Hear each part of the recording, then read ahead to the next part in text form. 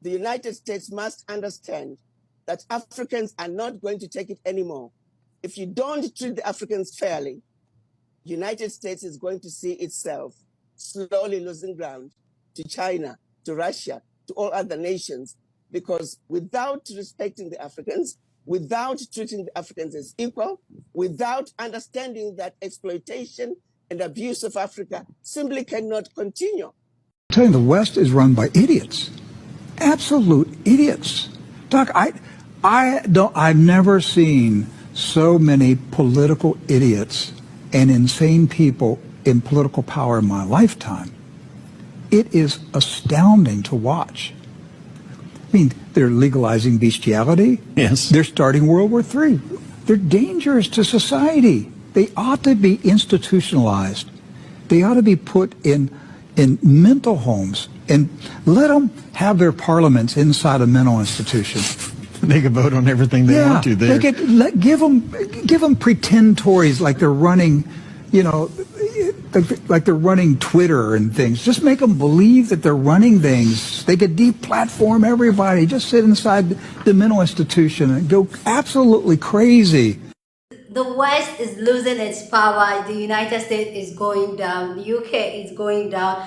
Africans are waking up, okay? And a whole lot is happening. Hey beautiful people, how you are doing today? Together Destiny, yeah, and welcome back to my channel.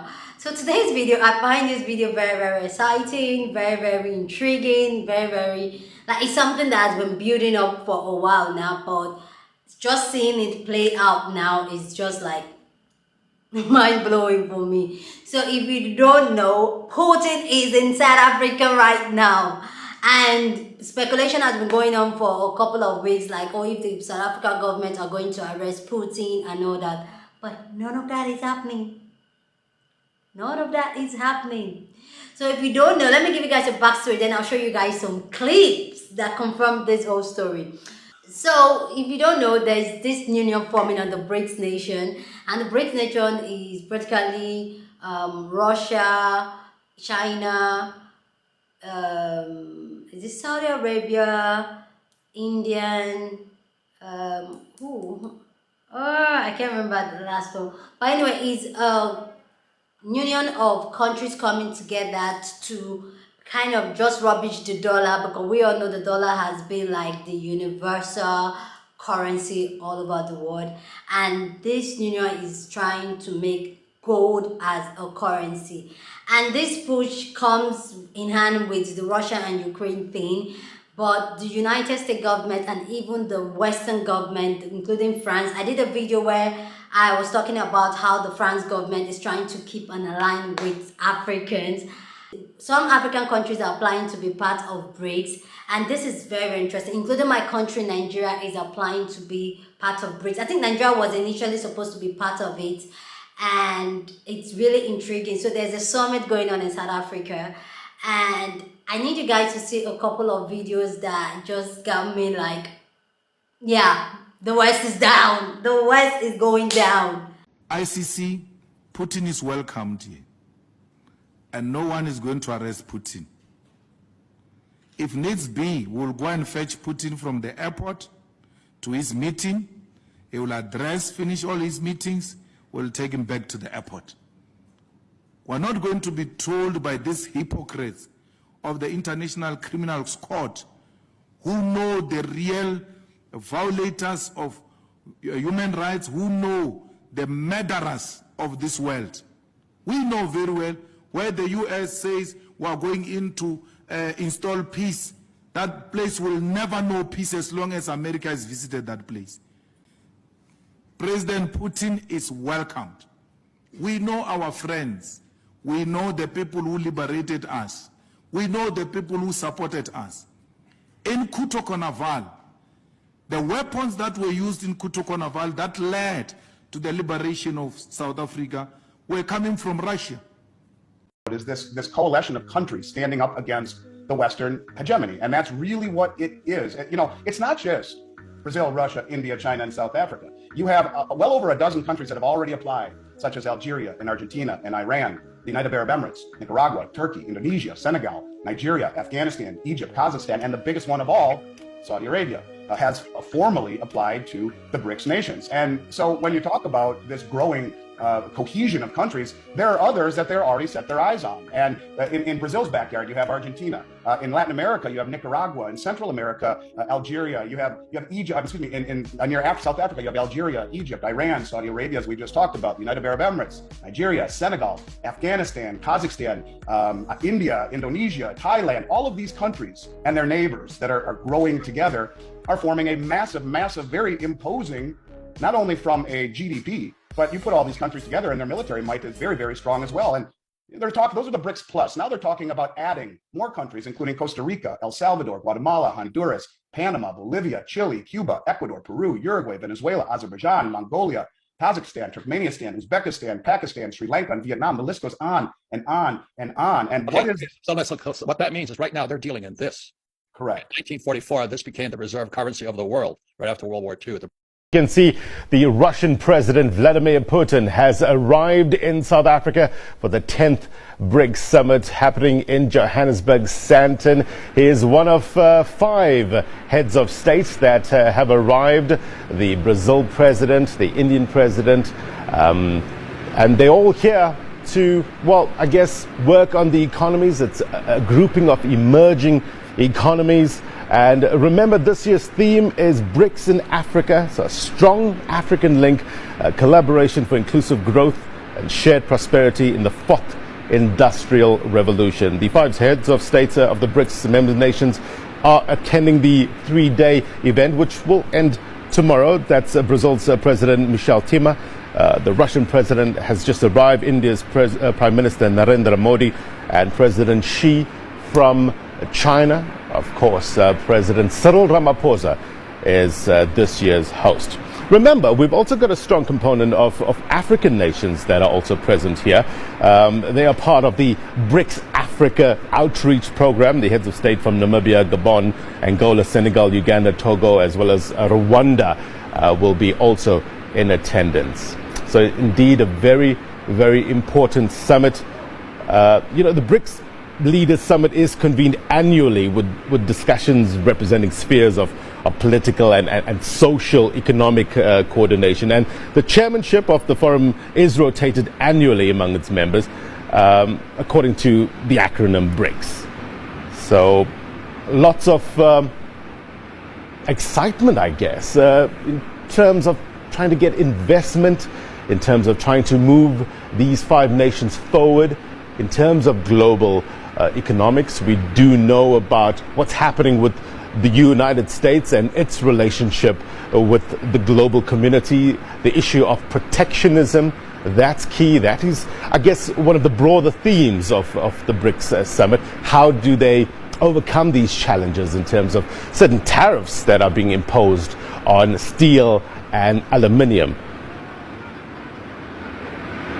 Remember, South Africa was invited to join BRICS in December 2010, after which the group adopted the acronym BRICS. And former President Jacob Zuma subsequently attended the 3rd BRICS summit in China, which was back in 2011.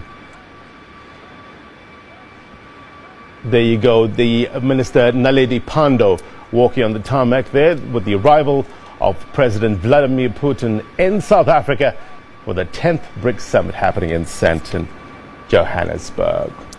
Okay, let's leave it there. Let's take a bit of a break. The agenda will be back in a short while. Stay with us.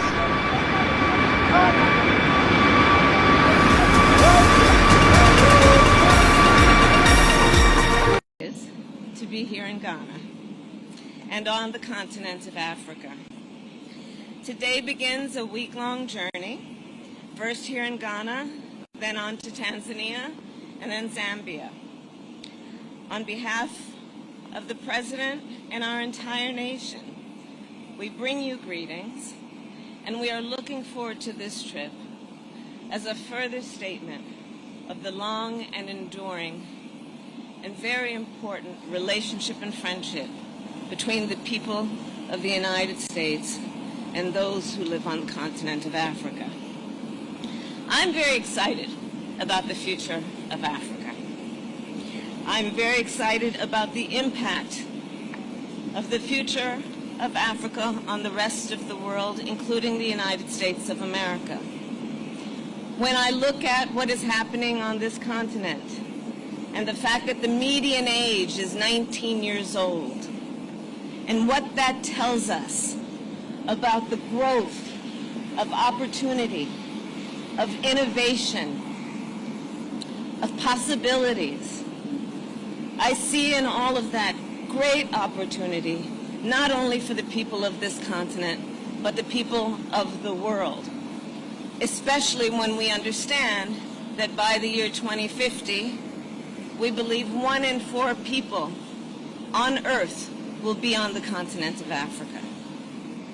So I am here to address some of the issues that relate to the partnership between this continent, its people, and the people of the United States, and to reinforce the work that we will continue to do together, be that on addressing the climate crisis, to supply chains, to our work together on international rules and norms. In particular on this trip, I intend to do work that is focused on increasing investments here on the continent and facilitating economic growth and opportunity. Africa is a large place, it's a complicated continent, and instead of there being one single response to Russia's invasion of Ukraine, there's actually been complications. There's actually been multiple responses to the war. I would say the vast majority of African countries have embraced a more neutral tone and have refused to take sides, again, because of recent political history. We're talking about nation states that are still navigating European excess. When we think about, for example, the Mediterranean crisis, the refugee crisis in the Mediterranean, and the subsequent militarization of the Sahel region, many African countries are having to navigate effectively losing sovereignty over their boundaries because of European politics, because of European security concerns.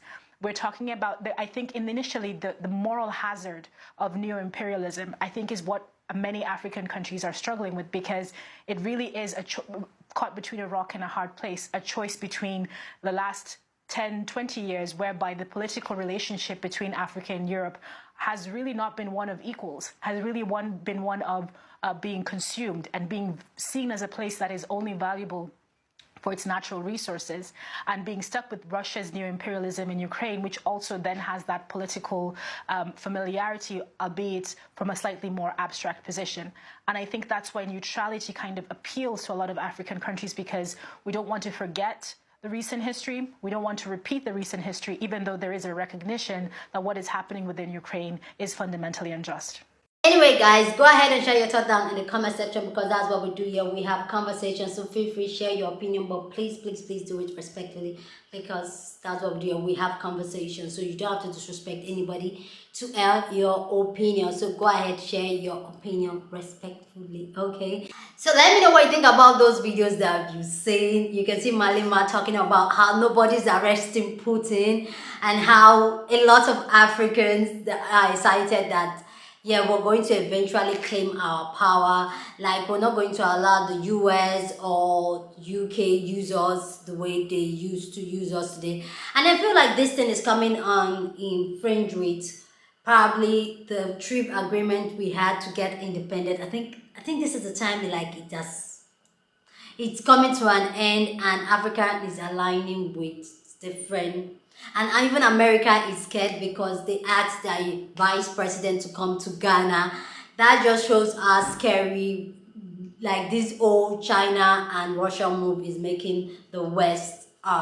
And coming back to what they did with TikTok last week, it's just crazy. Like, but I am super excited that Africans are really waking up. Africans are having this conversation. Africans are seeing through the BS that is going on in the Western world. How the Western world only use Africa for resources and when it's convenient for them. I'm really happy that Africans are seeing this. I know Africa cannot just go once and become like this massive continent, but I feel like this is a direction in the right step to stand on our own, call our own shot, say the people that we want to align with, and allow these people that feel like they were all high and mighty, like literally coming crawling and begging for our attention, for our alignment. this just shows how powerful we are as a continent, that everybody wants to align with us, and we need to know that, because I feel like if we know that as Black people, and even in the continent, we know that we are so special. We are like, they need us more than we need them. I feel like that mindset is going to raise into something beautiful, that we have so much confidence and know that we don't need the West.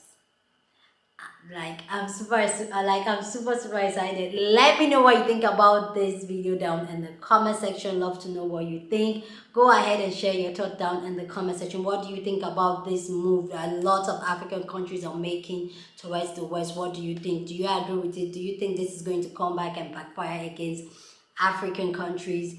And just go ahead and share your thoughts down in the comment section. Please don't forget to share this video with somebody that you want to be part of the conversation, because like I said, that's what we do here. We have conversation. Don't forget to give this video a big thumbs up. Subscribe if you haven't subscribed. And with that all said, guys, I will see you guys in my next video. But I am super excited. Like, yes.